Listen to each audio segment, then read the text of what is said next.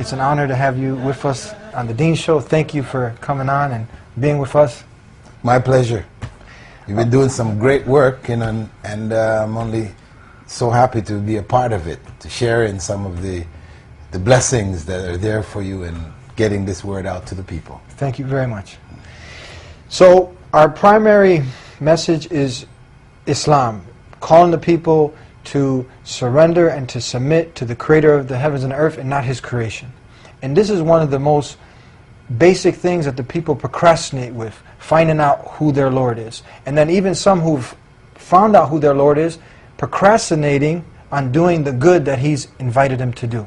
We want to talk about this, Sheikh. What keeps people from doing and putting off? The majority of people you talk to, yeah, they know they got to change. They know they got to do good, but they don't do the good. Why is this, Sheikh? I would say probably the main reason is laziness. You know, the reality of life usually doesn't sink in until tragedy comes. You know, this is when you'll find people, okay, tell me about it. You know? That's the way it usually is, isn't it? You know, because you're busy, you got so many other things happening, you don't really want to make that effort because it requires effort. You know, it just doesn't come. It's not a silver spoon feeding. No, you have to go out and make an effort to get this knowledge. So people, prefer to take it easy, just take things as they go, until calamity strikes. When that strikes, then you find them waking up and coming around and say, okay, let me see that book you're telling me about. Let me get that tape. Let me see this. Can I, give me something. I need something now. Reality is that they need it all along, but there are too many distractions, especially in life in the West, North America, it's about distractions, isn't it? That's the whole thing, the way by which Satan just diverts people. That's basically what happened with Adam and Eve, isn't it? They were in a good situation. He comes now, distraction. It's about the tree of life. Allah didn't call it that. But that was to catch their minds, get them off thinking about something else and then forgetting what was the original message. Don't eat from that tree.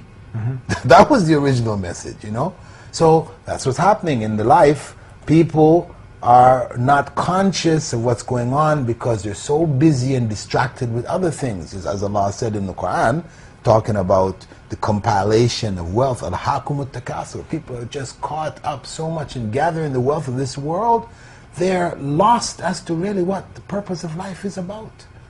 They don't take that minute out to stop and think, why am I here? Am I just like everybody else? The other creatures, the cows and the cattle, the sheep, and just eating, procreating, and then dying one day? Is that all? Is that all that life is about? So it's about, trying to get people to stop for a minute and to think. Because once a person starts thinking, then hey, yeah, really, they start to wake up. But the world, the way things are set up, keeps them too busy. How about now, you got somebody paying attention to us now, and he's thinking, you know what? When I die, I'll deal with it. When a calamity strikes, I'll deal with it. What's the dangers about this? Why should somebody, and what is the first thing that a person should really concentrate on? Well, I'd say that, of course, it's always easy to say, when that happens, I'll deal with it, But the reality is that when it happens, you can't deal with it. You end up not being able to cope. Well, sometimes it depends on what you've been doing in your life, that when that calamity comes, God does leave a door open for you. Other times, hey, the kind of life you've been living, there isn't any door there. It comes and you see what happens to people when calamity strikes. They go mad. So mad, their values are so twisted and warped that they do all kinds of crazy things. I remember reading an article about a man, this was during one of the declines in the stock market. This guy, there was a big drop in the US. The guy had $8 million invested. In a matter of hours, he lost like $5 million. That guy just lost it. He went and bought himself a Kalashnikov, went into the the office, and mowed down the manager and mowed down his dealer, and then turned the gun on himself and killed himself. And the man had $3 million. Still, yeah, he lost 5. That's a big loss, but hey, you got $3 million. You know, so the whole perspectives are gone. Yeah. So saying I'll deal with it when it comes, don't be sure you're going to be able to deal with it. That's fooling yourself, really. Where do they start now? Okay, they say, well, where do I go? Okay, all the person knows is work, relations with, you know, his friends, wife, or illegitimate relationship with women, having a good time, entertainment. But we got their attention for now. Where should he start? What should he start doing first? Well, first and foremost, he needs to come to grips with God. That's the starting point. You know, do I believe in God? Of course, you say, yeah, I believe in God. You know, that's the norm. Most people say, I believe in God. But the question is, do you really believe in God? Because if you believe in God, then you would be trying to find your purpose. Because the idea, and this is a common misconception, which again is an excuse, a way out. Yeah. People say, well, God made the world, and you know, this world is too simplistic, too small, too insignificant for God to be busy himself with you and I. You know, who are we? Like ants, specks of dust, you know, in the universe. Yeah. So why would God bother himself with us? No. This is a nice cop-out, right? Yeah, there's a God, but he's not busy, he's not bothered about me and my life. No. Well, the point is that once you say there is a God, then that God, you must believe he's superior to you. If you think he's just like you and I, then, you know, no point carrying on the conversation. Yeah. Right? But if you understand what God is, who God is, in the sense of creator, sustainer of this whole universe, then you have to understand that wisdom is an absolute necessity. When we talk about understanding who God is, then we got to understand that he is ultimately wise.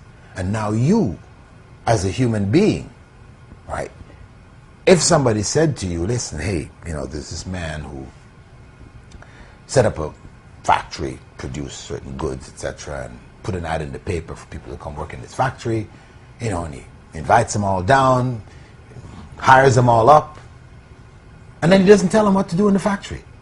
He expects them to just go in the factory, do what they're supposed to do, and the factory runs fine, he's making his profits. No, they're going to go in there, you know, guy hasn't told us what to do, let's go down to the cafeteria, drink some coffee, have a chat, etc. You know, it's not going to work. And we would have to say, that is a dumb businessman. Yeah. That guy was a fool. A fool. An idiot. Yeah. You know? So, if we can accept that on a human plane, that wisdom requires that you must inform those who you hire to do this job so that they can do it, then surely the creator of this universe didn't create us and expect us to go find our way by ourselves without telling us what we're supposed to be doing in this life. He didn't leave us without informing us. So tell us now, what is the purpose of man's life? What have we been created for? What have we been created to do? Pile up wealth, have children, families? What is our purpose, Sheikh? Well, our purpose in life, as it's stated very clearly in the Quran, is to worship God. That's the fundamental purpose. Then this purpose is relative to ourselves, first and foremost, because God doesn't need our worship. He is himself. He's who he is. He is the creator, sustainer of the universe, whether we all worship or whether we don't worship. So the worship thing, in terms of purpose, is for ourselves. That worship enables us to reach the peak of humanity for which God created us, to be fulfilled in this world. That we utilize all of the abilities that God has given us in the best way possible. That we benefit others, we benefit ourselves, we benefit the world that we're in. You know, we're part of that beneficial process. That's where we're supposed to be. And worshiping God is what helps us to get there. Now, would a person be okay if he did his daily activities as he's doing, and then, you know what, he agreed with you and he says, okay, I'll do the worship one day a week or one day a month or during Ramadan, or if you're a Muslim? Is this what we're talking about? No. I mean, that's, if it's not doing it as he has instructed 5 times a day. So it's not according to my desires. Now, if it's according to my desires, then you're doing your own religion. Yeah. That's your own thing. Yeah. That's not God's thing, right? God's thing has been quite clearly specified. This is what he wants. You know, Ramadan, fasting, and again, all of these things he wants from us for our betterment, because he doesn't need it. Our fasting doesn't affect him. It doesn't benefit him. It benefits ourselves. You know, our giving of charity to the needy, the poor, it's for us. It's for human beings. Our making Hajj, commemorating Abraham's preparedness to sacrifice his own son at God's command. That's all for us. That's all for us. We benefit from it. So that purpose for ourselves, worshiping God, this is in order that we be the best that we can of humanity, be the best human being we can, fulfilling all of the potential that Allah has created us with. So now, for instance, someone agrees with you, just like if someone, you tell them, okay, they need to get fit, and you describe of how they need to work out, they need to, you know, lose a little body weight, but they need a system.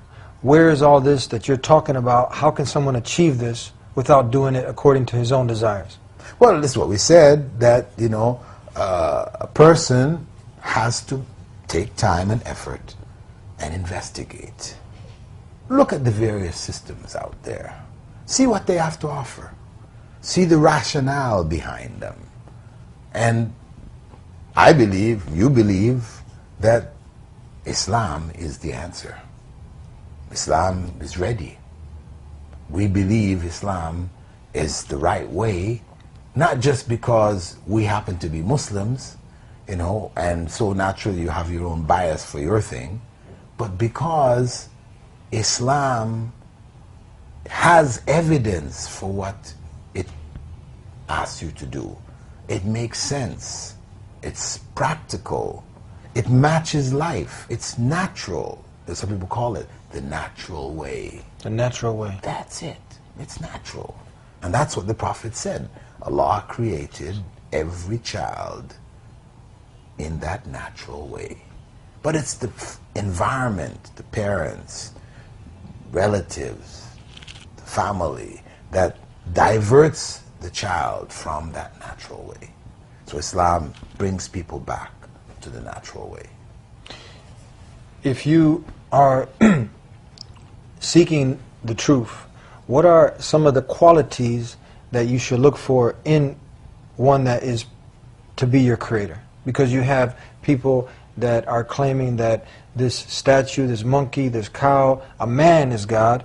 What should the human being, and how should he identify who his Lord is? So then he can follow this plan and purpose that God Almighty, the Creator, has laid out for him. Well, of course, knowing who God is, we know intrinsically, inside of ourselves, who God is. People might have convinced us that somehow God became these other things, you know, and God can be found within these other things. Yeah.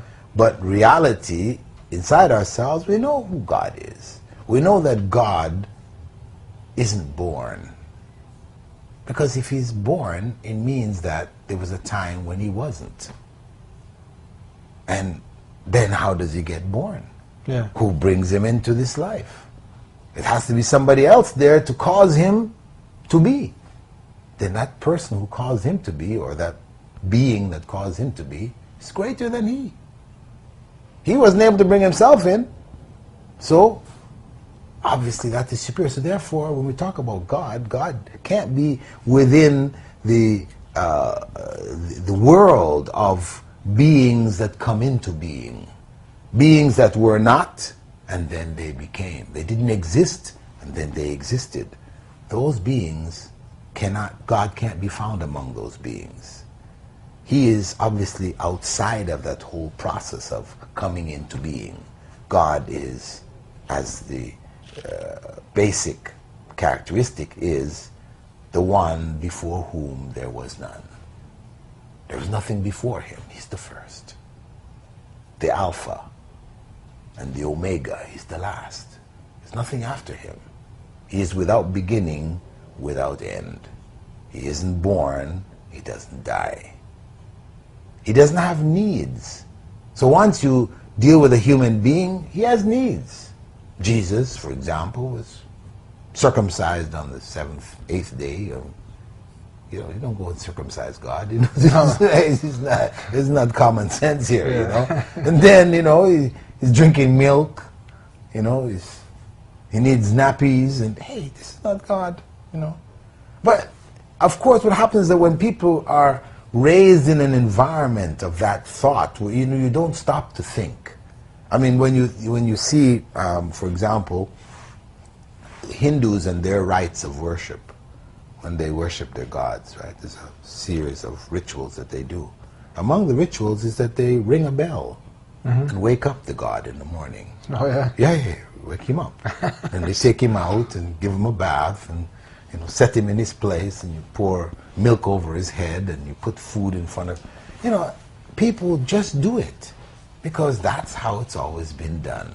They don't stop to think for a minute. Hey, you're waking up your God? I mean, he sleeps. He doesn't know what's going on here. You have to wake him up in the morning. It's just the same thing. You take a man as God. It's the same thing. This man was born and he died. He had needs. He suffered. This is not God.